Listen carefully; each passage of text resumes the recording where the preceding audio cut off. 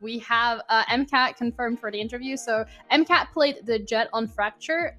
Before that, they played the Sky, if I'm correct. Really being able to make those picks for his team, just making a lot of space for the rest of his team to be able to get onto site, get down their util, get down, the spike, and just keeping that control there. So it's going to be incredible speaking to them today. Hello, MCAT. I've been told that you're here. Welcome. Congratulations on the win. Hey guys, how thank are you you feeling? I'm feeling pretty good, I'll be honest. After that Haven game, we were a bit, we were fine. We were completely fine. We showed up in the end. It was a really nice game. That Fracture game was great. We had a lot of really nice on-the-fly calls, so yeah, we're just feeling great, obviously. Yeah, let's talk about the Haven game then, since, it was all fine and all good. So 13-1. What happened? Just be honest, what happened? I'll be totally honest with you. We've not pranked Haven. It kind of showed. Normally I remember saying before that we like running double duelist. I like going on the Jet. This time I was playing Sky. It's something I haven't played in quite a long time. I did used to play Initiator, but just trying to organize around having a bit less of an aggressive comp. I also think we gave them a bit too much respect early on, and I think that's the main thing we changed for our games going forward on Icebox and on Fracture, is that we started, actually feeling it, taking the control, fighting as a team properly. We gave them way too much, and don't get me wrong, they were the better team on that map for sure. Even if we gave them the respect, I feel like their executes were just on point. A lot of times we were dying without even having a chance to react. So yeah, 13-1 on Haven. I thought I wasn't going to live that down, to be honest. that was quite heart-wrenching to see you guys. Really, you can tell you guys tried to put it together, but it just didn't work. You mentioned here that you prefer to play Jet, but you decided to play Initiator on Sky, even though you haven't played her for a while. How come you guys kind of made this decision there on the fly? I feel like Sky, just the information that Sky can actually bring, especially on Haven, and we have pracked Bind, but it's our Instaban. Those two maps, Sky, I think is extremely important to have. And we made just a sort of on-the-fly decision, like, we'll try it with Sky. We haven't pracked Haven, so we don't have any setups. And yeah, that's basically how it was. And obviously, it was a bad idea. I'm never going off Jet ever again. So that's all fine. Yeah. You know what? You live and you learn. And you guys learned and put that into practice on the second map on Icebox. So, there's a couple of questions about this map. First of all, mentally, you come out of a 13-1. I'm going to say this completely honestly. You just got whooped. Absolutely. The other team is completely cracked, stonked out of the wazoo. They're like in it mentally. How do you feel? How do you prepare going into that map? Because you're like, what did I just do? Honestly, when you get battered that hard, you kind of just push it under the bridge, like water under the bridge at that point. We still had 2 maps to go. We obviously feel like we can win, and we proved it. So at the end, Rayan just kind of sat us all down and was saying, like, just don't even think about it. There's no point. We've got a new map to go on, and it's a map that actually we have pracked and we are comfortable on. It feels like, in theory, we had 2 picks, getting that Icebox. We are comfortable on Icebox. We enjoy it. So everything was fine after that point.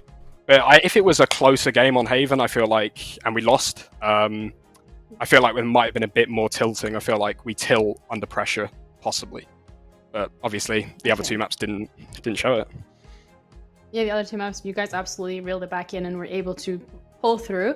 Can you give us maybe like a little bit of a picture of what comms were like when Yayis was just holding that button on the diffuse and they just didn't stop him? Firm it was the shout going through. I think on every round that we diffused, it was just a sort of just stick it, mate. Just hope, hold your crosses, pray. And it paid off. Like, we came into those games way more mentally strong. We made better decisions. We played off each other better. And I think that's the reason why we won the series overall. So, yeah. No, I totally agree with the second and third map. You guys just really were able to get those trades in. There's some cross placements as well. You guys just really just got that better down than the first map. I'm gonna throw it now to the casters. I'm gonna start off with Haza here. If you happen to have any questions for MCAP today. Hello, mate. What you got for Nothing me? in particularly. Oh, well, it's good to see you, mate, first of all. I think that switch onto the Jet was the difference maker in the end, especially on Fracture. Plenty of damage there, plenty of kills for you. You were speaking a little bit about the mid-round calls. I know you also said about the IGL. Like, I looked at your comms a little bit going into this game. I think you guys, you know, sort of had that maturity, and being able to reset going into that third map, or second map even, was really huge. So, sort of, what was the read there? Because obviously we saw a little bit of from both teams on both halves and the way that they set up, but overall your attacking half was a lot better. What was the sort of read there that you had into the way that Birmingham set up? We had a pretty strong idea of what we wanted to do. We haven't actually looked at any of their games, and as far as I'm aware, I don't even think they've played Fracture in NSE. They might have. I haven't. I couldn't tell you. But it was the sort of thing where it was less about how they were playing. We knew the Cypher was playing over towards the B site on tower a lot of times, and we knew we could exploit that. There was a nice round where we sent 3 under B, and we did just a combined push right in there, which I think was really well done. That's the sort of thing. It was more just our own game that we were focusing on, how we just play off each other, and that won us the rounds. It was a close game, but we pressed through. Yeah, I think you certainly took a lot of control towards arcade very often, and you were able to sort of win out those duels in and around the box and towards where tower was. And it was that sort of combined breach utility which helps you get through in those areas. So, yeah, really strong performance. Yeah, of course. First game on breach, by the way, for it's mine. So that was an interesting one. Yeah. If that's so he's playing breach by, now. then yeah. Yeah. I see you guys are just freestyling it out here. I totally respect that. Cairo, do you happen to have any questions for MCAT today? Yeah, sure. So there was a lot of emphasis put on towards Haven and obviously that result. But I kind of want to throw it to Fracture, and coming into that midway point where it's 6-6. I mean, things are like almost even. You're seeing like Birmingham starting to come back into it. At that halfway point, do you guys just reset and think, well, we're good enough, we can win this? Or was there a little bit of nerves coming into that one? For me, definitely there were a bit of nerves because we started out so strong on that defense half, and then we started losing close rounds. We started doing things. The comms, it's noticeable sometimes in our rounds that the comms start slowing down. People start going into their own sort of individual mindset. But we are so much more confident on attack. Like as soon as that pistol was over, we were fine. As soon as we got that attacking pistol round, we were straight into the game. It was just that kind of settling the nerves after the first round. And, well, I mean, another thing that I've got to ask as well is, like, what preparation did you make? Because, like, coming into Fracture, mate, I think you dropped, like, a 30 bomb, and then you dropped, like, more in Icebox as well. That was... What did you do? Were you in, like, aim labs or something? No, I went and got a bottle of water, and I came back as the game started.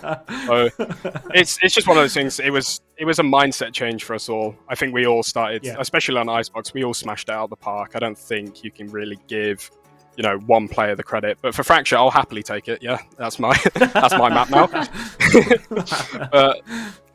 But no, yeah, it was just, I think we reset mentally after the Haven game, and we just came into it and played like we have done in NSE going forward. Like that's just all it was. The preparation was us playing a few scrims, just getting to know, getting the comms down, the basics, CS style, Valorant, just playing off each other. That's all it was, really. And we absolutely were able to see that, coming into the other maps. I'm gonna ask you here if you happen to have any final comments or shout outs, because it's the end of your interview. I mean, I shout out my team, obviously. They're probably watching this now, laughing at me, looking at my head. I don't know. We just played really well. I have nothing else to say. It was our tournament. We won it. That's all it is. Appreciate it, guys. Thank you. Congratulations on your win. Thank you so much for taking the time to have the interview with us. Enjoy your celebration, because I'm sure you guys will do. Yeah, give a shout out to that. Yeah. Thank you give so a shout out to blokes. Enjoy your evening. Thank you. Take it easy.